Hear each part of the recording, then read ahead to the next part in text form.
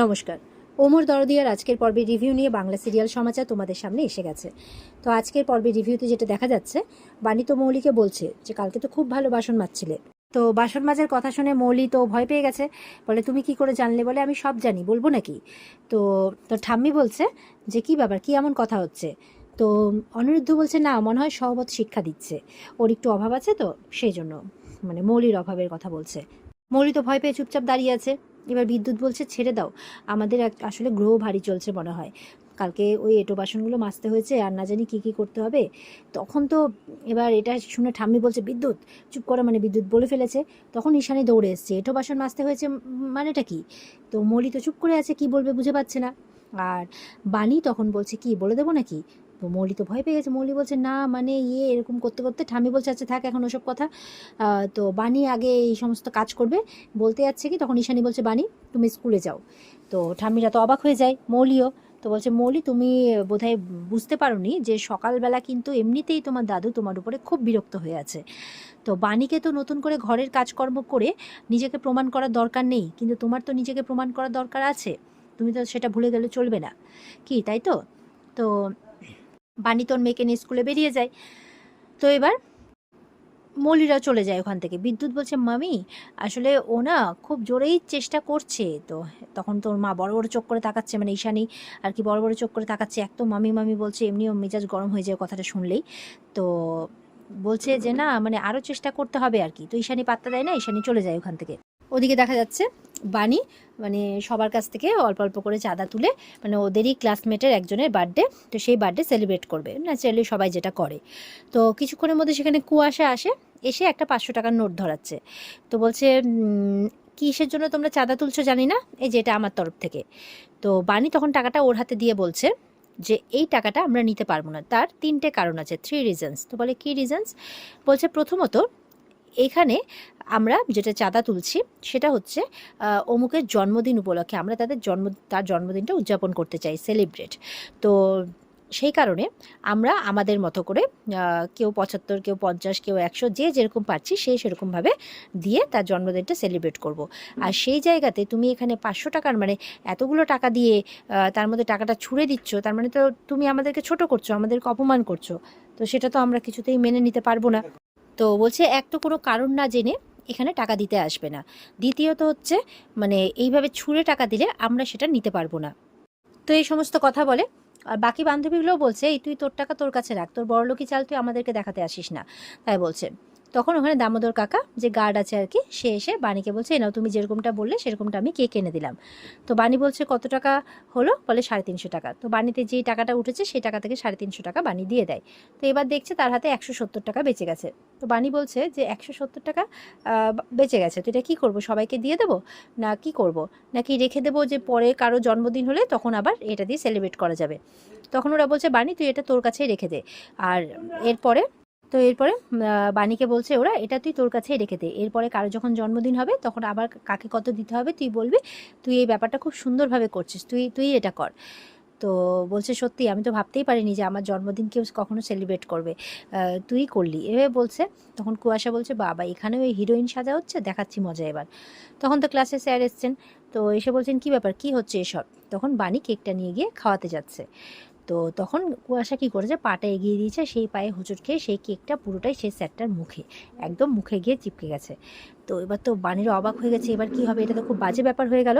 তখন উনি বলছেন কি হচ্ছে এখানে, সব মশকরা হচ্ছে।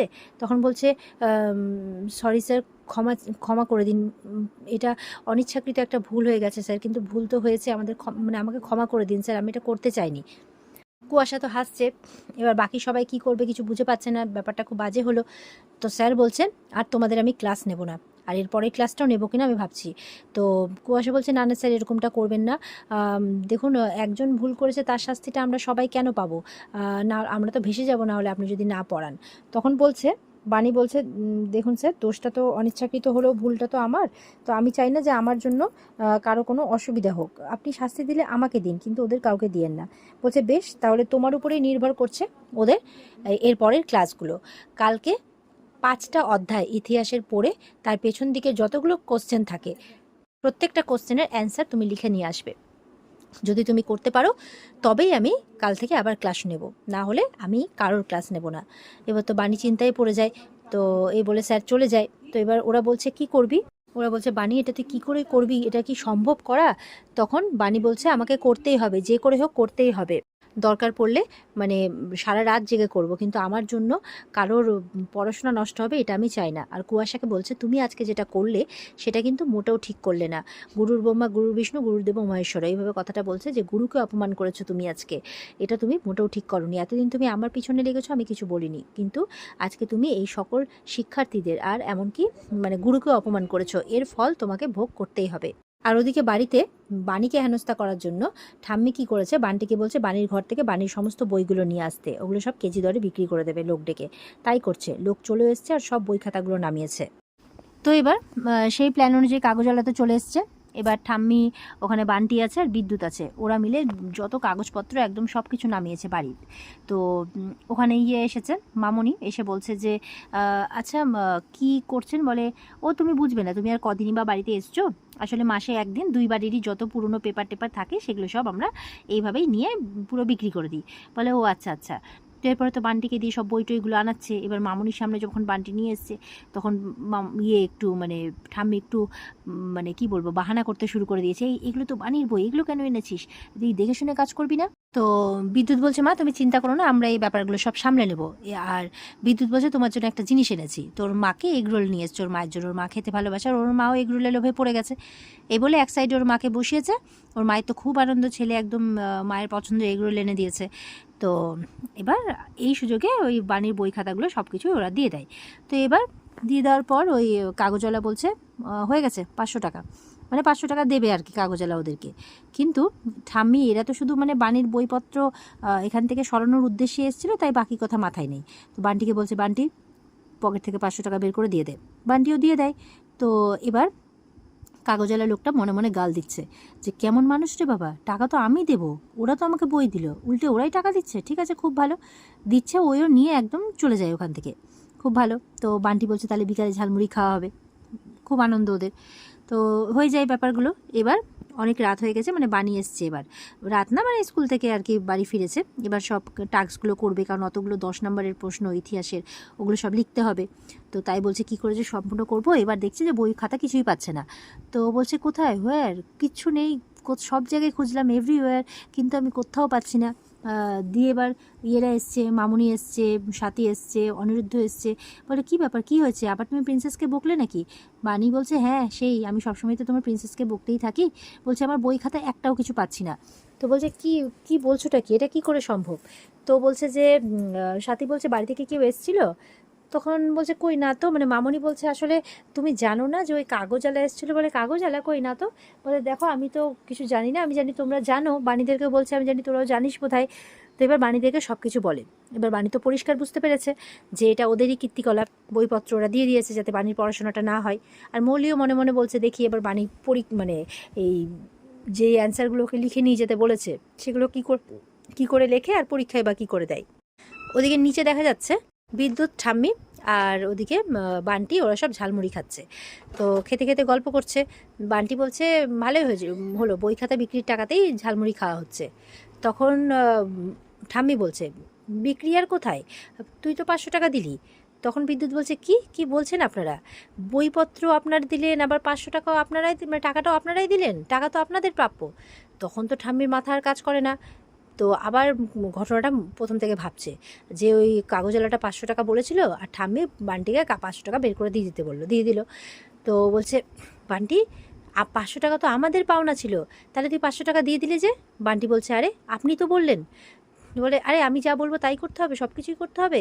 বান্টি বলছে দেখুন আচ্ছা ঠিক আছে, না হয় মেনেই নিলাম, 500 টাকা খোয়া গেছে, ওই ইয়েতেই আমরা ঝালমুড়ি খাচ্ছি আজকে, তো এরকম কথাবার্তা বলছে। এবার তো বান্টির উপরে রেগে যাচ্ছে, ঠাম্মির 500 টাকা খোয়া গেছে আজকে। তো এবার মৌলি এসছে, ইস তোমরা স্ট্রিট ফুড খাচ্ছ, তাও আবার কাগজের ঠোঙাতে। তো বান্টি বলছে হ্যাঁ আসলে তোমার ঠাম্মির 500 টাকা লস হয়েছে। তো মৌলি বলছে আচ্ছা ঠিক আছে 500 টাকাই তো লস হয়েছে। তো এইভাবে কথাবার্তা বলছে আর কি। ঠাম্মি বলছে একদম বেশি কথা বলবে না, এমনিতেই কাটা ঘা। তখন বলছে না না প্রবাদটা আমি বলবো, বান্টি বলছে বলছে কাটা নুনে ঘায়ের ছিটে, তাই বলছে। বলে এই তুই চুপ করবি, একটাও কথা তুই আর বলবি না, তাই বলছে। মানে বান্টির প্রবাদ শুনে যা করে আর কি। এবার তো ঠাম্মি বলছে বান্টিকে কাজ দিচ্ছে, তুই যেখান থেকে পারিস ওই ঠকবাজ ভণ্ড ওই কাগজওয়ালাকে তুই নিয়ে আয় বাড়িতে। বলে না না সেটা সম্ভব না, কোথায় কোন মদ এসে এখন চলে গেছে তার খুঁজে পাওয়া যায় নাকি। মৌলি বলছে আচ্ছা ঠিক আছে 500 লস গেছে তো কি হয়েছে, ভালো দিকটাও দেখো, ওর সাথে সাথে বাণীর বইগুলো আর কোনোদিনও খুঁজে পাওয়া যাবে না, ওর পরীক্ষাও দেওয়া হবে না। তো বিদ্যুৎ বলছে আমার সাথে থেকে থেকে দেখছি তোমার মাথাতেও বুদ্ধি হয়েছে। আমি তো কান্নাকাটি শুরু করে দিয়েছে, 500 টাকা চলে গেছে। বিদ্যুৎ বলছে ও ধরে নাও জলে গেছে, চিন্তা নেই, ওই সব নিয়ে ভেবে লাভ নেই। এবার তো একদিকে ঠাম্মি কাঁদছে আর একদিকে ঠাম্মির হাত থেকে ঝালমুড়ির ঠোঙাটা নিয়ে টেবিলে রেখে ওই মৌলিকে বলছে বাণী যে আমার সমস্ত বই খাতা তোমরা বিক্রি করে দিয়েছো কেন, ভাই চিৎকার করছে। আমি বলছি বাবা বই বিক্রি করে দিয়েছে কে, বই তোমার সরস্বতী। বাণী বলছে একদম নাটক করবে না, মামনির কাছ থেকে আমি সবকিছু শুনে এসেছি যে মামনিকে ভুল বুঝিয়ে আমার বই আমার খাতা আমার নোট সবকিছু তোমরা ওই কাগজওয়ালাকে দিয়ে দিয়েছো, কিসের জন্য। অনিরুদ্ধ বলছে এই কাজের জবাব চাই আমার। তখন ওখানে ঈশানী পিনাকি সবাই চলে আসে। ঈশানী তো বলছে কি হয়েছে, অনিরুদ্ধ বলছে ওরা সবাই মিলে বাণীর পড়ার বই বিক্রি করে দিয়েছে, ভাবছে এইভাবে ওরা বাণীর পড়াশোনা আটকাতে পারবে। ঈশানী তো শুনে অবাক। এখানে কিন্তু আজকের পর্ব শেষ হয়ে যায়। তো এই ছিল আজকের পর্বের রিভিউ। ভালো লেগে থাকলে পর্বকে লাইক কমেন্ট করে জানাতে ভুলবে না, আর আমাদের সাথে জুড়তে চ্যানেলকে সাবস্ক্রাইব করতে ভুলবে না। দেখা হচ্ছে তোমাদের সাথে আগামীকালকে। সবাই খুব ভালো থাকবে। আজকের মতো পর্বের রিভিউ এ পর্যন্তই। বিস্তারিত দেখতে অবশ্যই স্টার জলসার পর্দায় চোখ রাখবে। টাটা।